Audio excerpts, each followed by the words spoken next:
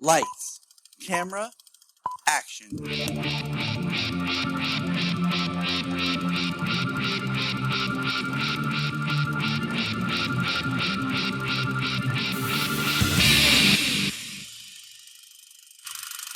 Welcome to the Requel Podcast. The Requel Podcast is a podcast that was created as part of the Capes and Lunatics brand, where we're going to talk movies. We're going to talk, what we do is we take a film property and we discuss what would be better. Should we reboot this, do a soft reboot, make a sequel, make a prequel, or a requel? And if you're wondering what a requel is, well, sit back and listen and we'll tell you. Each week we have a special guest where we've decided on a film property or franchise, and we come up with options, ideas, and then what we do is we create our story and we pitch it to each other, and we decide which way we want to go, and then we let you guys also decide what your story would be. Happy Halloween. This is, I guess, going to be our official Halloween episode of the Requel Podcast because, well, everyone's busy and I can't seem to get everyone to record like they told me they were free to. So, today's episode, we're going to talk about one of my favorite Halloween films, because to me it just kind of is the essence of Halloween. And I don't know about for you, good listener, but when I think about Halloween, I'm a traditionalist. I like pumpkins and the classic myths, ghosts, the iconography and stories, the monsters and things like that. It's always a good time. So, we're going to talk about this movie.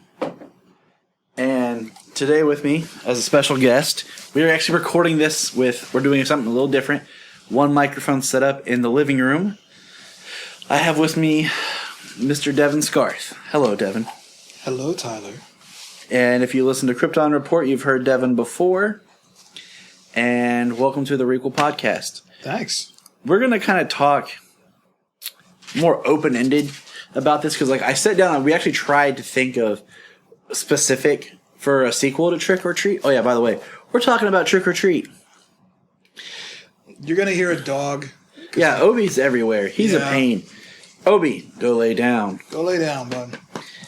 And Trick or Treat was supposed to come out, I think, in the fall of 2007, because I remember having 300, the DVD, and it had a trailer for it, and I remember seeing the poster at the theater, and I was so excited for Halloween time for this film, and then it didn't come out, and I just kept waiting, and I eventually messaged the director, because I found him on MySpace. Yes, that's how old this is. Not that old, but still old. And he was Mike Daugherty, one of the writers for Superman Returns, X-Men 2, and if you think of that, when you watch Trick or Treat, you'll realize, hey, there's a lot of actors in here from X-Men. And that makes sense. So this film, if you haven't seen it, I recommend you go and watch it. It's Trick or Treat. It's creepy. It's got all the imagery of what you'd want of a good Halloween flick. And with that said, we're going to dive more into the film. So if you haven't seen it, go and check it out, then come back to the podcast, all right? This is your official spoiler warning if you have not seen it, because we're going to talk about a lot of different things, and I honestly just can't keep track when I talk about spoilers for a movie that's been out for almost 10 years. You just kind of assume people have seen it, but with this one, it's a little weird. So here we go. So I did a little bit of looking, okay, and it looks like the original release was 2007. It did a few small single theater showings, kind of a touring kind of thing. And it kept getting pushed back. I remember that. We kept wondering when it was going to come out.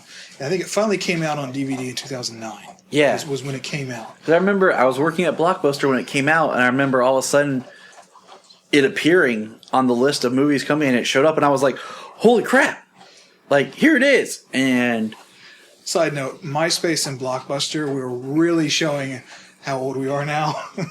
You know what's funny is it's 10 years, roughly, give or take, for all of this. It doesn't seem that long, but at the same time, just saying Blockbuster, MySpace, is like, holy cow. Yeah, you realize, like, you talked about 300. 300 for me was one of the first rated R movies that I went to go see in theaters, and was able to go in there with my ID and be like, I can see this now. Trick or Treat. All right. So I suppose we should just kind of gush over it a little bit. Yeah, so it's an anthology film, and what makes it so, I think, unique is that every story laps with each other in some way. And the more I watch it, the opening shot kind of has the camera panning, and you see, like, it's just a town. It's the end of Halloween night. And it's a little non-linear at times, but at the same time, you see all your characters moving around. Yeah, you'll see certain characters you may have one part of the anthology, because it does definitely, it's almost like Pulp Fiction, and it kind of jumps around with chronological order of it. But you'll see a character walk by at the side of a camera in like a big crowd scene that you just saw probably die in a previous scene or something like that. There are some bloody parts and things like that, so it's not for everybody with that. But as far as pure capturing the aesthetic and the feeling you get, like Halloween, that small town kind of just vibe, I think it's the best. Oh, it is. And if I remember right, the town is supposedly set in Ohio. Of course. Well, I think we said the director was from Ohio originally, or he grew up around somewhere in Ohio. It makes sense. And so our original assignment for this was we were going to come up with, do we want to sequel it, prequel it, or what? And I think the consensus was we want to make a sequel. But much like when Tyler and I were in college together, we didn't really do as much of the homework as we should have. We kept trying to come up with story ideas, and I have ideas, but I didn't have time to sit down and map out like I do with some of the other films, because it's a non-linear, because it's an anthology-styled film with these interconnected stories. So what I thought about for Trick or Treat is, in the film you have the character of Sam, who represents Sam Hain. Samhain. Or Samhain, depending on the pronunciation and if you're well-versed in the enunciations. Yeah. Most people would say Sam Hain, and then those who know the Celtic would say Samhain. Yeah. Douchiness aside. So I just want to jump in real quick. So not all the characters make it out alive out of Trick or Treat. So when you're thinking sequel, you've got a lot of questions, at least I did, of, okay, is it a direct sequel? Is it maybe the next Halloween or a few years later or something like that? Some of the characters carry over. And definitely there's the iconic image of little Sam. See, and that's where we have a dog attacking a microphone. That's where I decided to take my sequel, was Sam has visited this town on this Halloween and taught those a lesson who didn't respect Halloween. So it's time to move on. So with in mind, I think the character of Sam would be the one character I would carry over. I think that's an absolute. I think that would be nice to have references to other characters and things like that, because, okay, let's think. You've got the stories you have. You've got the high school principal. You have the high school principal, the odd girl who's being picked on, who's dressed as the witch. Mm-hmm. No, Little Red Riding Hood. You have Little Red Riding Hood. Oh, the little girl. Yeah, you're right. Yeah. It was confusing. You have the bus driver. Yes. And without giving, we are in spoilers territory. I think we should just kind of go for it. But, in the movie, you have the bus driver is the one who's responsible for drowning the special needs children. Exactly, getting paid off to do it. Basically, getting paid off. Or at least strongly implied where that's what happened. And he gets attacked by Sam.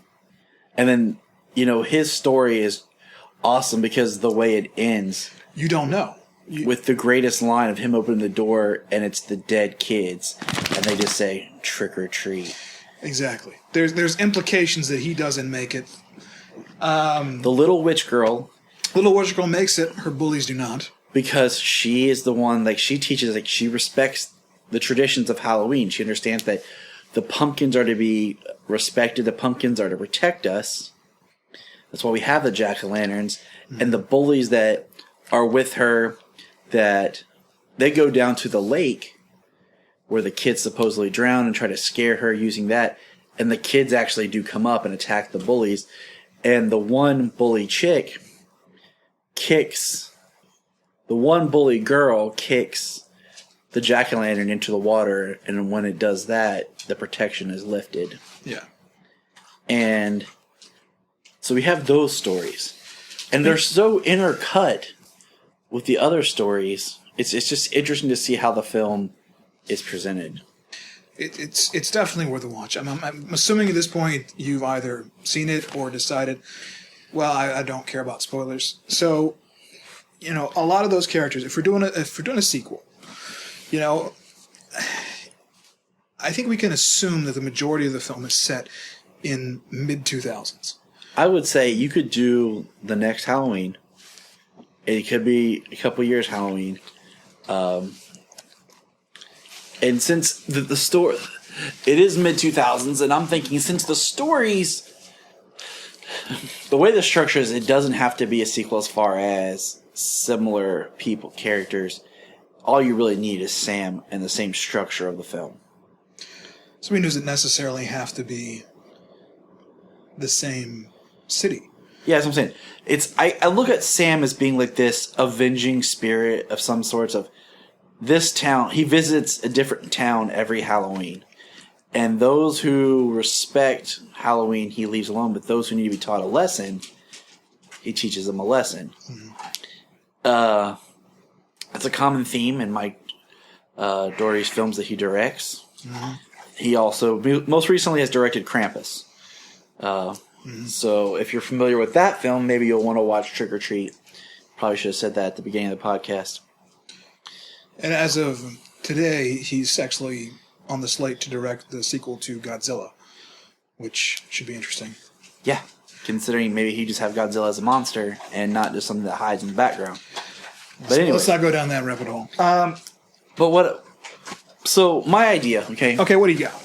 Was Sam makes his way down south and maybe towards Texas, so we can have a little bit Day of the Dead influence. See, I was actually just thinking about that. Like, the Dia de los Muertos has such iconic imagery. And since we're dealing with Halloween and the imagery, and since this one takes place in the States, it's a little easier to stay in the United States because our Halloween customs are such a blending of different cultures that it makes it a little bit more accessible to do different things. But I was like, what else besides the pumpkins and the witches and all that is really iconic with Halloween? Well, the skeletons and the whole Day of the Dead theme. So Sam heads down south. Like I said, I was thinking Texas, New Mexico, near the Mexican border. So you get that kind of vibe. It changes the settings of just the outline. This is a bit further east than where you're talking, but you could some flexibility maybe to kind of bring in some of that Louisiana Cajun hoodoo and stuff like that. I wrestled with that one, and I kind of came down to either Day of the Dead influence or for like not the Spawn into parts 2 and 3, but it might be cool if you think of if he's coming from Ohio, he goes down to Louisiana, and we get a very voodoo, hoodoo inspired Halloween. Trick or Treat 2 road trip. And then, in the third film, it's more of Day of the Dead. Because you want to change up you want your background to change. You don't want to continue with the same falling leaves of the, Midwest Ohio. But at the same time, since the scope of the movie is so small, you're not looking at making a sprawling epic that really explores the landscape as much. So you want something that just visually, just right off the bat, is going to be different. And setting it in Louisiana, the trees, the town is going to be something immediately architecturally it's going to stand out. Now, just a thought I'm having now is instead of doing an anthology around the same timeline, the same time, do an anthology of the idea. In my mind, Sam is not in any specific city. He can be at any of those locations, any city. Because in my mind, a lot of the stuff at Trick or Treat, he's at those locations at the same time. So, what if instead of having, sorry, dog's jumping up. Instead of having one location and it being lots of different characters, have the one location and be him, an anthology of stories of him through time with one family. The various generations. Because especially if you're saying like Texas, New Mexico, you can really go back into the Old West, and you can even play a little bit with, Sam's portrayed as a, basically, if you've ever seen the image, he looks like a young child with this round burlap sack covered head. So what you're thinking is, instead of being a Sam, this is his night in this town, kind of ties together, Trick or Treat 2 is short anthology films, basically the adventures of Sam. Not even the adventures of Sam, just like Sam, at this time. And I like the idea of like a family, but would we want Sam to like basically haunt a family, or maybe a town through generations? You can start out in the 1800s or something like that, and have. So let's do it. Let's say that the town, we have Sam at a location, and you can do it kind of where he reappears every 30 years or so in a town, and we have this imagery of him. We have the first one is his first visit to the town. Can be set in the 1800s. His return during the 1940s, and so on, and then we end on his return in modern day.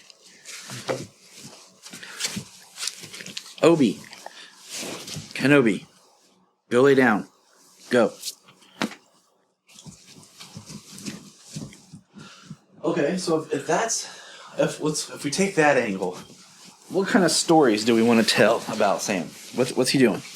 Well, okay, so thinking at the time aspect, if you're doing it via over time, is there any necessity that he be in the same location? I mean, you've got the different anthologies taking place. Let's say you have Trick or Treat 1. You have the different stories taking place at the same physical location with different characters interconnecting. Mm-hmm. Who's to say you can't do some of the same kind of thing over time in different locations, because people move? You're a military brat, so you can have that Old West Texas style, and then he could go to Louisiana, 30, 40 years later.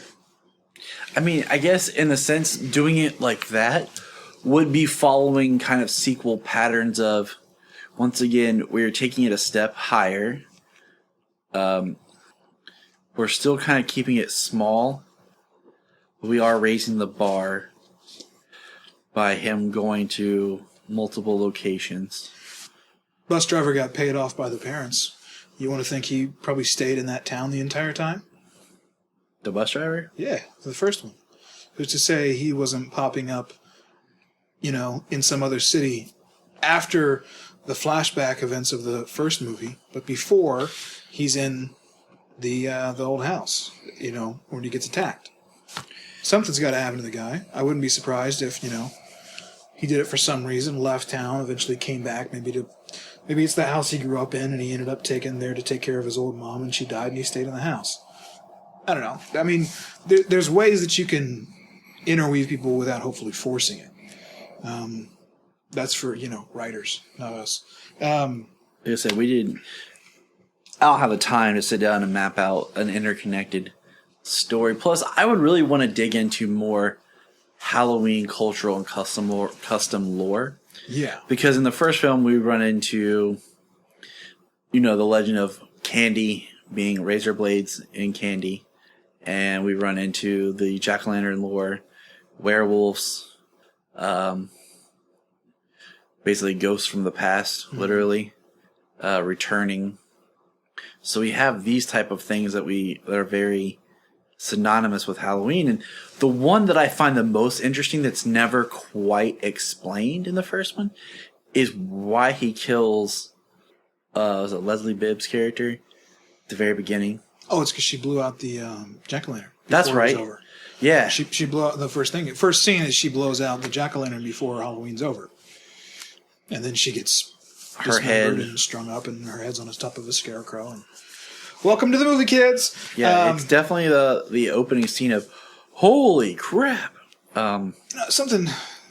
So I'm just kind of thinking. So you've got it's a film, so you can have some of that iconic imagery of the Old West of Louisiana. Like, can you imagine the image of Sam in a New Orleans cemetery, the above ground cemeteries with the mausoleums and everything? Exactly. And that's what I'm thinking. Like, New Orleans is definitely a place that has the imagery that you connect to something spooky. Mountains of Tennessee. You can make them even go up towards New England area. See, that's what I was thinking. Like, with New England, but just thinking about the scope that was created with the first film. Yes, they say it's set in Ohio. Okay. But it's such a small location, and the houses and everything we see, it could really be set anywhere. It could. So thinking of something that immediately, just by looking at it, tells me we are somewhere completely different. That's why I thought like the imagery of the Texas, Mexico, or the Louisiana definitely has a completely different, just from first point of view. But I'm sitting there thinking like how neat it would be of just like an 1800s, Halloween kids trick or treat, because like the burlap costume would just blend in so much more, and you have little Sam, or even the 1700s back when people were even more superstitious. Yeah, and you have, but we'd have to do our history of like more of when trick or treating first officially started, because you want to continue that same common iconography, because I think Sam is a character that'd be cool to see him trick-or-treating. Like him going up house to house and getting candy, and kind of like you don't know when he would strike. Well, I mean, here's a way. You could even keep some of that imagery and to really condense that. Have some of those images of Sam. Because if you think about it, right, Trick or Treat 2 is going to be a movie that there are going to be people who are going to watch it, especially if it gets a decent push from the director's improving status in Hollywood. I mean, if he's going to be doing Godzilla, there might be some people that push that a little bit more. So, say you have somebody who comes to see that and has never seen the first one. So definitely they would lose the 2. It'd be Trick or Treat, All Hallows Sam's Night, or something. Trick or Treat, smell my feet. But I'm just thinking, like, smell do you my remember? feet. Do you remember the Cinematic Watchmen? Zack Snyder. What's the best part of that movie? The opening credits? Exactly.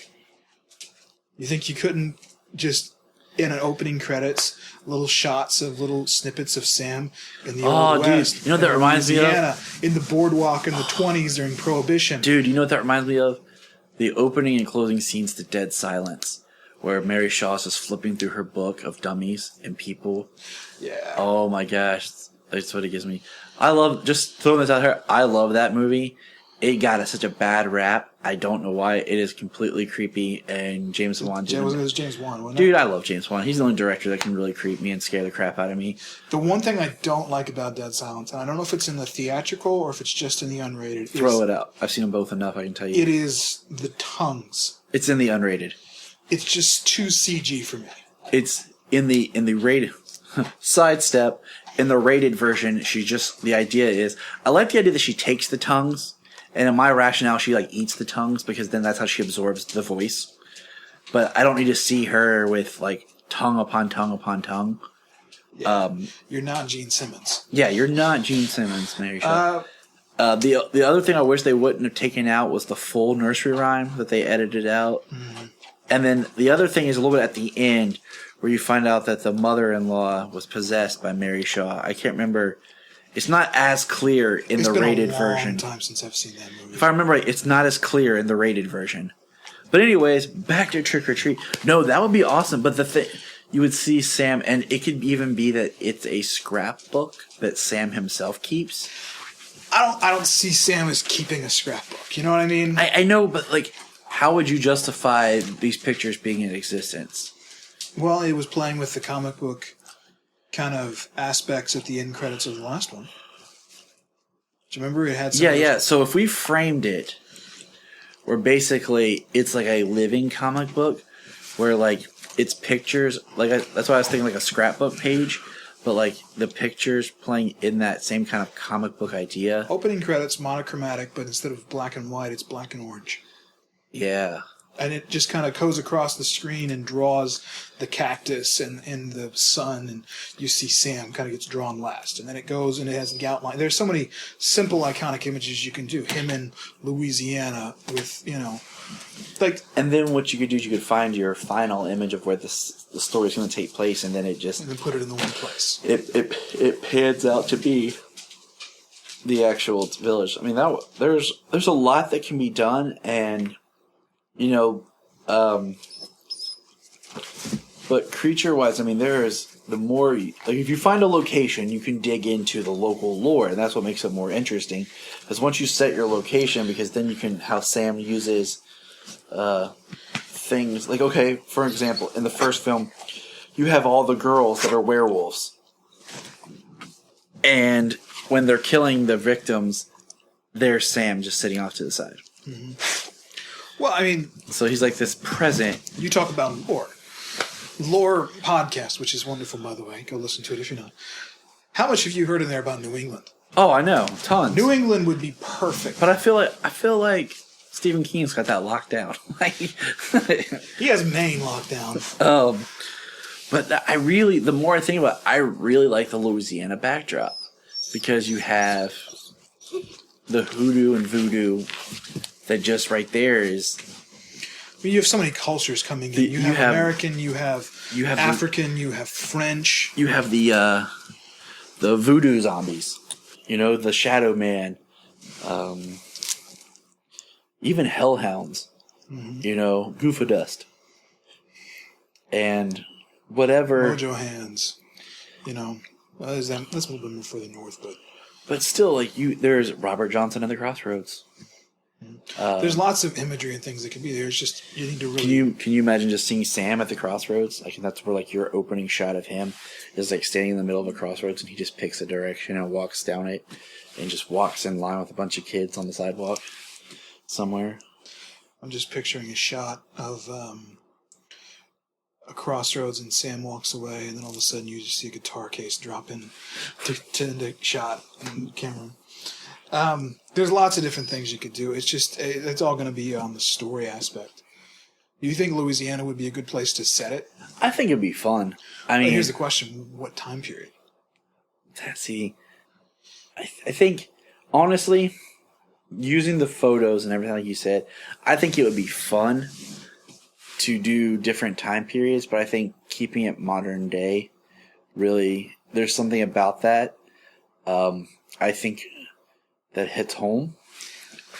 It's my issue. Because, see, artistically, I would want to do something. I love horror, spooky films set in the early 1900s, the 1800s, the 1700s, when there was a time of less tech, more superstition.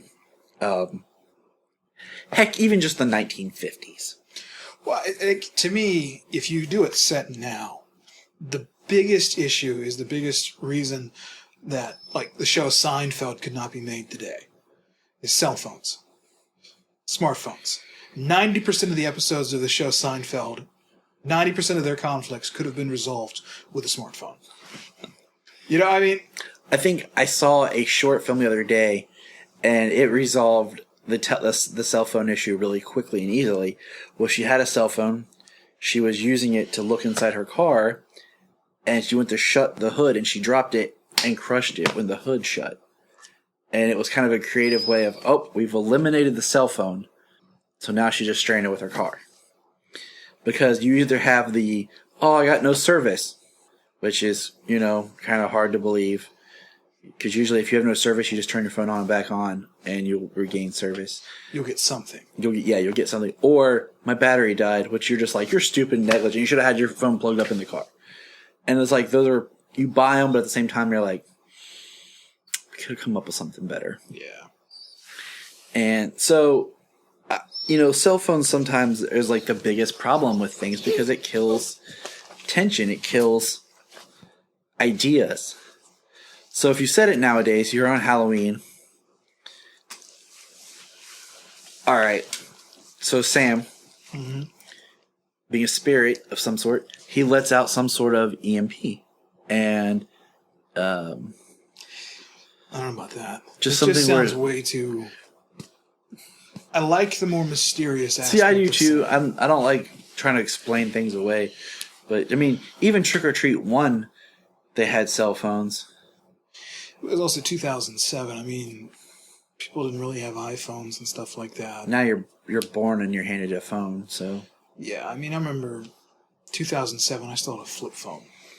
I'm trying to remember what phone I had in 7. Probably the Razor. Probably the Razor. You're right. So I don't think I got my first smartphone till 10. I think it was 2010. Yeah, it took a while for me too. And that was just because I needed an upgrade, and even then, like, I wish I hadn't got it because that phone was a piece of junk. What'd you have? Oh my, I don't even remember. It was a Samsung something. It was an Android, and then I got the HTC. Crap, what was that? I had the HTC Droid Incredible. It was the HTC.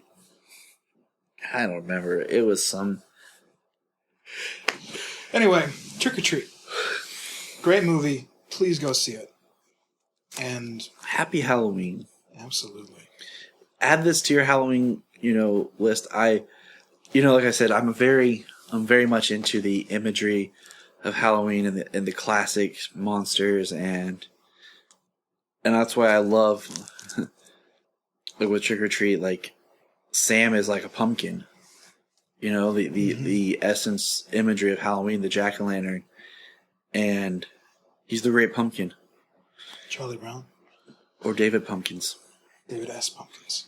Any questions? No, Trick or Treat, fantastic movie. For me, it really... Trick or Treat sets the Halloween spirit like the Christmas Story does for Christmas. There are 3 movies that I wait. Well, technically 4, I guess. That I wait with Halloween till like the very... It's growing, and I try to put them all in the same week. And usually it's the end of this week. Okay, I think I can guess 3 of them. I have to say 4 now. I know, I just... Go for it. Trick or Treat. Yes. Sleepy Hollow, the Yes. Tim Burton version. Yes. Sleepy Hollow, The Adventures of Ichabod Crane, the Disney version. Yes. And I don't know the 4th one. Okay, so the 2 I have to add to the category now is Hocus Pocus has always been there. Oh, yeah. Because it's like on The bones! It's like on the flip side, like it has all the great Halloween imagery, but it's like a family fun one that you can just watch with anybody.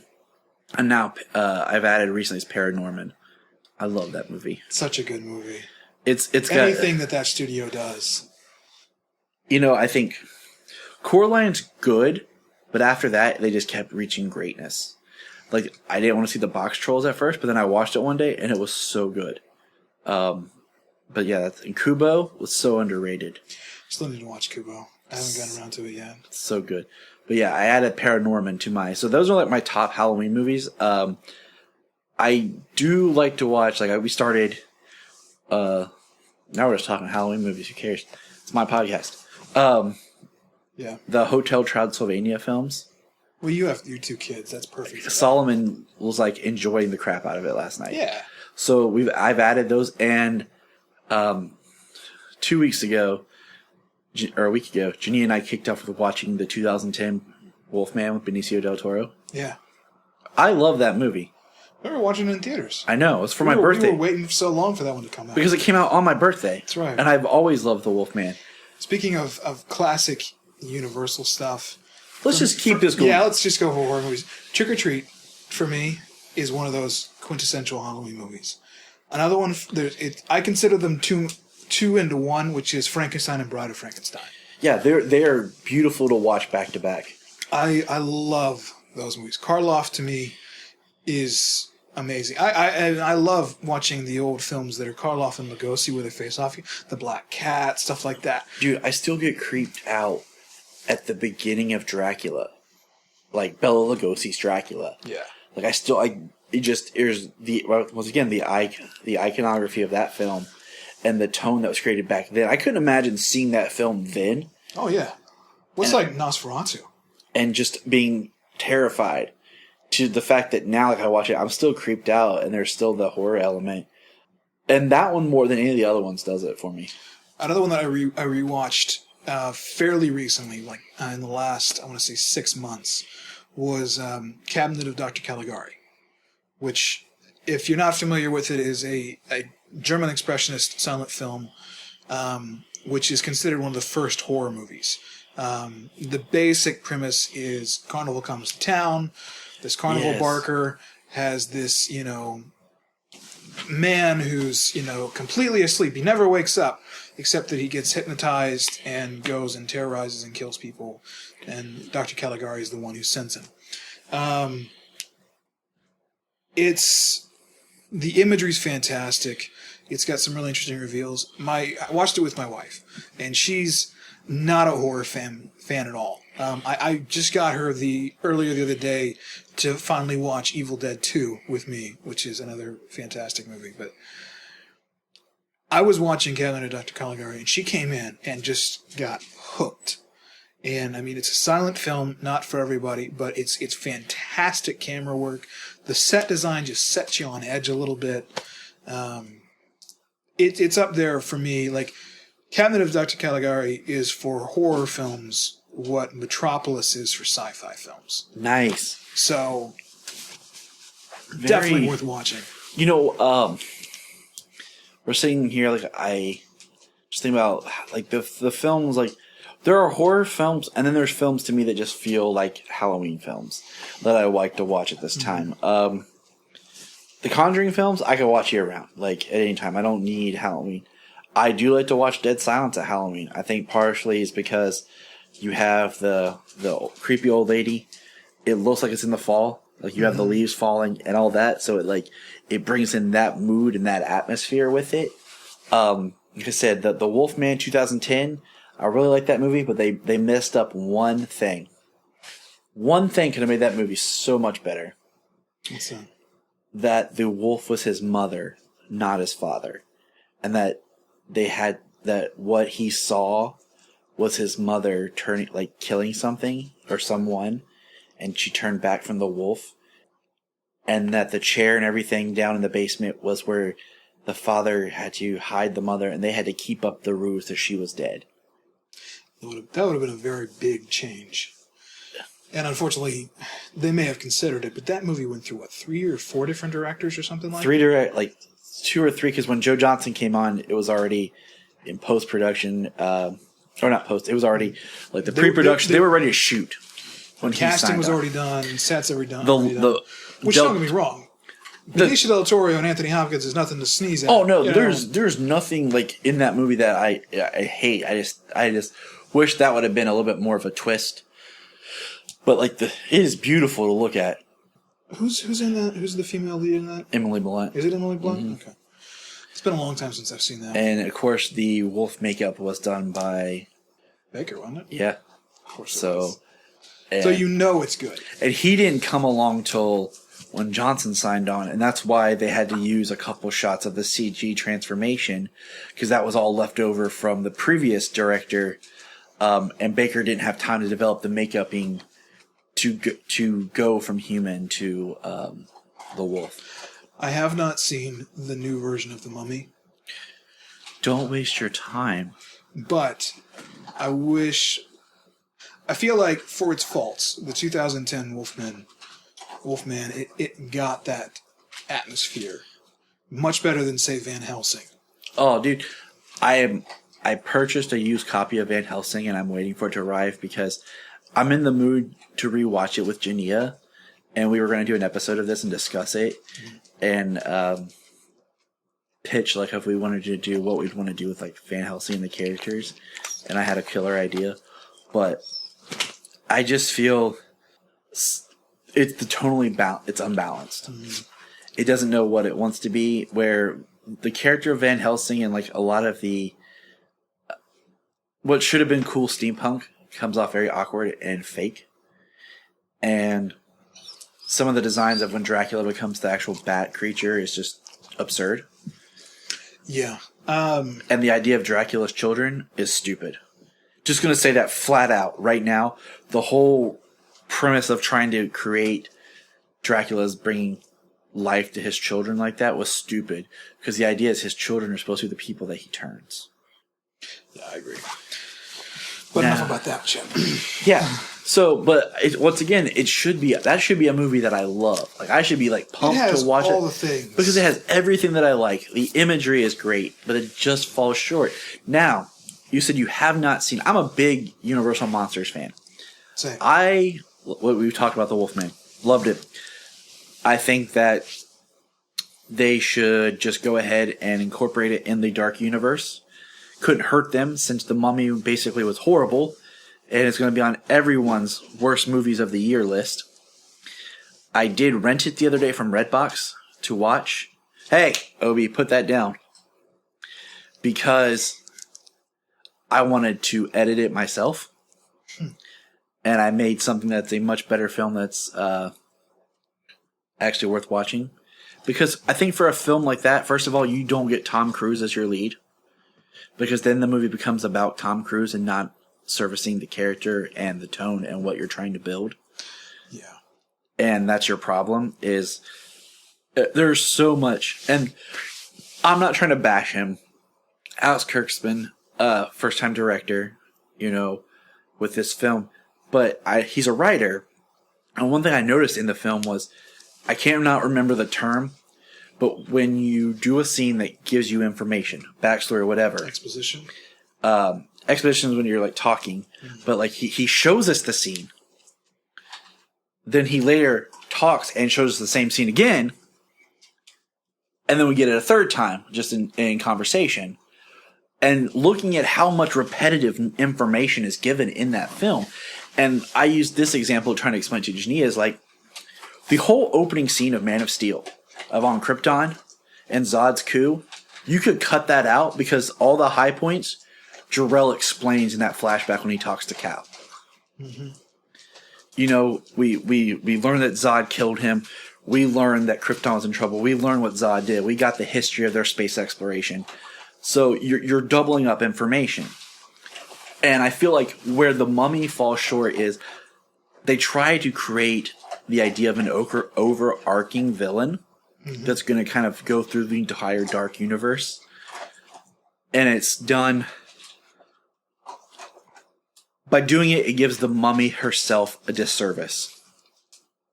They don't explain enough of her origin or enough of her...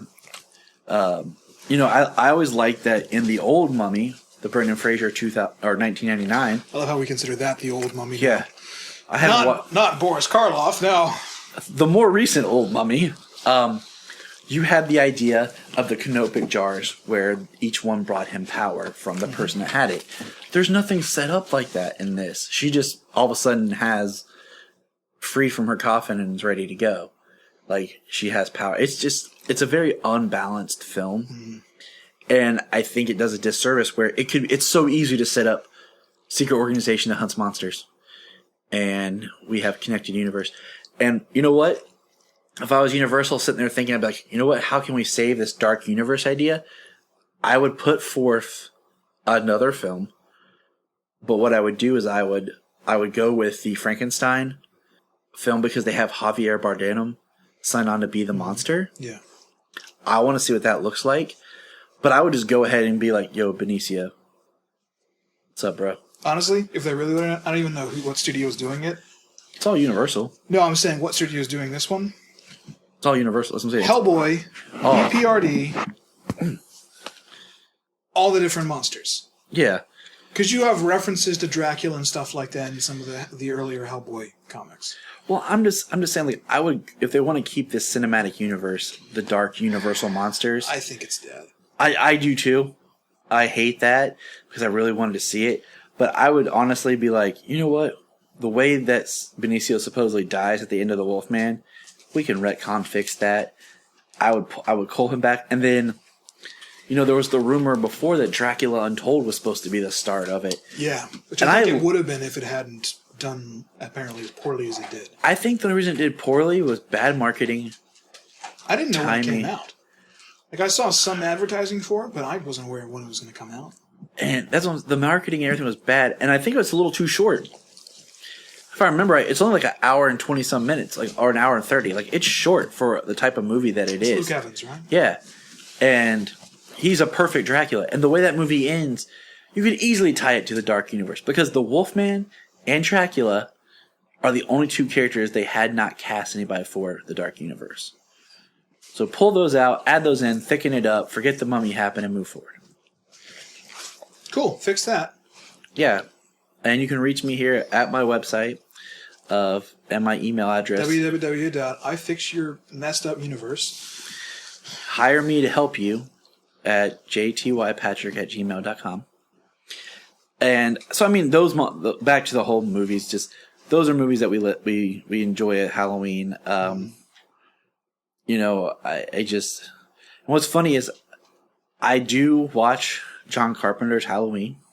Mm-hmm. That's the only one that I really will watch at this time. I don't know. I've just got to the point now. I watched H2O if like somebody wants to, but I don't really care to watch any of the other ones. I didn't grow up with a lot of the horror movies that were like the 80s movies. I didn't grow up with Jason or Freddy or anything like that. Me neither. Like, I grew up on Karloff. Old Universal movies. Chaney, Karloff, and Lugosi. Chaney, Karloff, and Lugosi. Double up on the Chaney. Yes. So, I don't know. Halloween, awesome time for movies. We're kind of rambling at this point. It's what we do best. Anything else we're talking about? Any other thing? I think that pretty much covers it. Like, films I like to watch, classic Halloween. One I wish they would make into live action real quick is I would really like to see a live action adaptation of Ray Bradbury's The Halloween Tree. Because Bradbury's hard stuff to do live action. Well, but the thing is, like, every year I pick a book and I read it or I listen to an audiobook for Halloween, something new. Last year I did The Halloween Tree. And there's some differences in the book than there was on the televised cartoon special. But the key is Ray Bradbury wrote the script for the televised cartoon special. And he narrated it. So you could just take that script, thicken it up, but use that as your shooting script. Look at the source material of the book, maybe bring some other things in, but he streamlined it well enough that you could do something live action and really tell the history of Halloween. I just thought of how they can fix the Universal Dark Universe. Hire the people who did Penny Dreadful. Yeah. Because they have that aesthetic on lock. Yeah. Hire those people. Hire those showrunners to just, okay, you, do what you want with it. Here's some money. Please save our franchise. Please save our company. And have fun. They even wrote in The Mummy a way they could actually technically get rid of Tom Cruise. And not have to worry about it. Of course they did, because they can't afford him next time.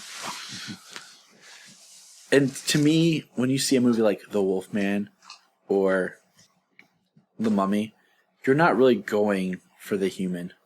Like Jurassic World, starring Chris Pratt. Oh, the guy who was just Star-Lord. Awesome. That's what he was mainly known for. No one was going for Chris Pratt. Nobody watched Jaws starring Richard Dreyfuss. Yeah. You're like, oh man, I can't wait to see. Why did I just blank on his name? But the guy who played Brody. Oh, I know who you're talking about. I can't remember his name. Or Robert Shaw. Nobody cared. They want to see the shark. It's just like when Star Wars, Episode 7, I was not familiar with any of the new cast. And I kind of wanted to keep myself that way. Like, I didn't look them up. I had seen Oscar Isaac in a couple things. Mm-hmm. But all in all, like, I didn't want to know anybody. I think I went into that film, I knew Oscar Isaac and I knew Gwendolyn Christie. And the rest of them I didn't know. Mm-hmm. And I knew Adam Driver. I knew the name and the face, but I had seen him when I sat down. I thought about it. He had a very small part inside Llewyn Davis with Oscar He Isaac. had a small part in Lincoln. And he had a small part in Lincoln, which are both films I had seen. So I was like, oh, but I never really thought about him, like got into his acting. So, but we're going to end this because we could talk forever. So happy Halloween. Stay safe. Happy Halloween.